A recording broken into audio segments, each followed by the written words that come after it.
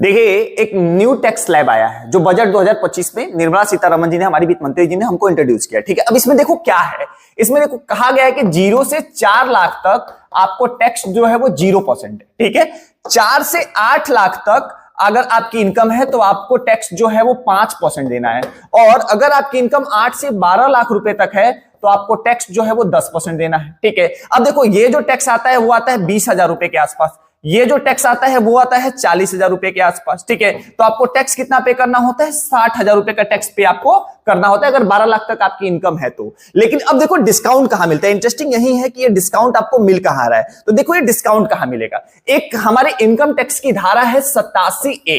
87A में एक term है जिसको टैक्स रिबेट के नाम से जानते हैं, हम उसको टैक्स रिबेट के नाम से जानते हैं। अब टैक्स रिबेट देखो क्या होता है, टैक्स रिबेट बेसिकली एक सिस्टम होता है जिसमें कम मिनिमम आय तक आपके टैक्स को 0 कर दिया जाता है। अब इस टैक्स रिबेट की सीमा को बढ़ा दिया गया, मतलब इस टैक्स रिबेट को अब कर दिया गया है 12 लाख। ठीक है, मतलब 12 लाख तक अगर आपकी इनकम होती है तो आपको टैक्स जो है वो 0 कर दिया जाएगा, टैक्स में आपको रिलैक्सेशन दिया जाएगा और टैक्स आपका 0 हो जाएगा।